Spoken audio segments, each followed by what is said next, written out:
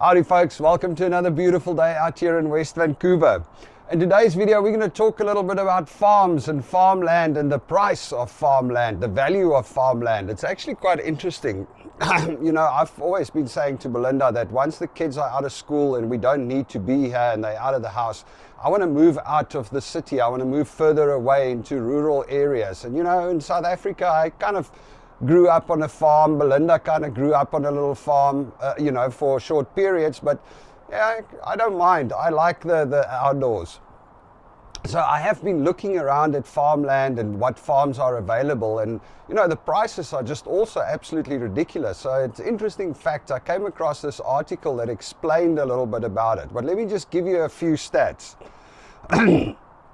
So since 2001, the prices of farmland have gone up by 334%. So an acre of farmland in 2001 cost $862. It now costs $3,800 on average per acre of farmland, which is a huge increase. But the funny thing is, the biggest part of the increase actually happened since 2016, when it shot up by 213% to where it is now.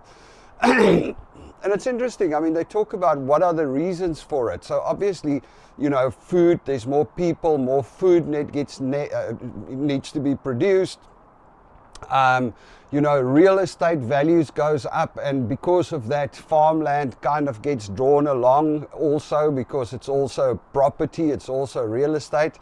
And then they reckon one of the bigger issues, or well, this professor reckons that one of the bigger issues was that there was all this trade agreements.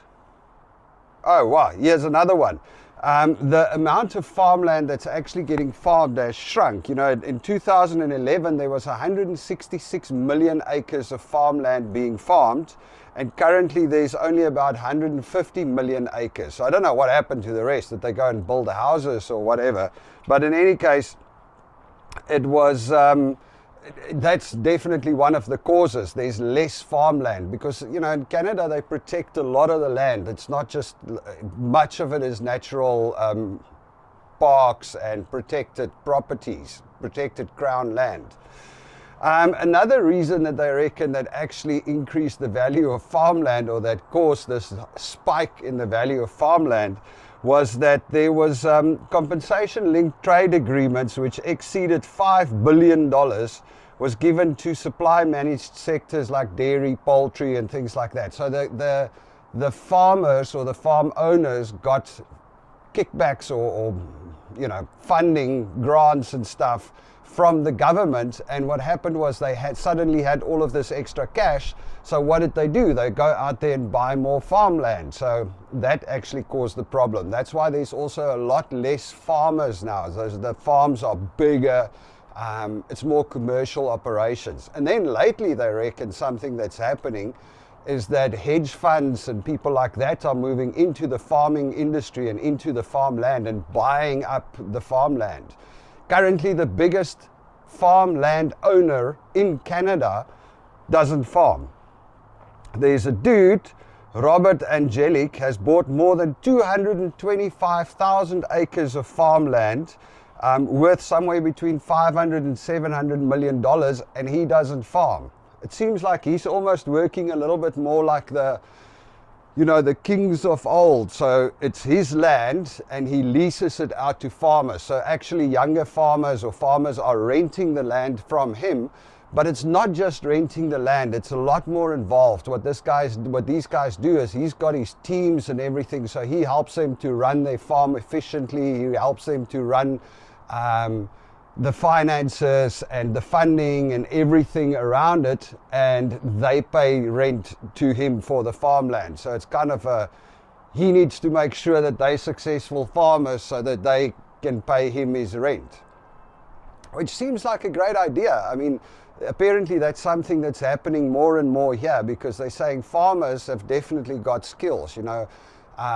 Farmers have got years of experience in how to grow stuff and how to grow food and how everything works, but farmers are not necessarily skilled when it comes to investing and finance and stuff like that, and the taxes and all of that stuff that goes around with it.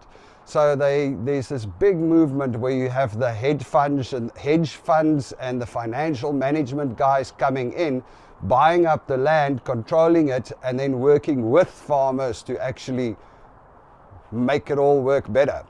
I don't know how that works or how I feel about it. I mean, I can see the benefits of that, but isn't it just killing the farming industry? Or, you know, what happens to the small-time farmers that just enjoy farming?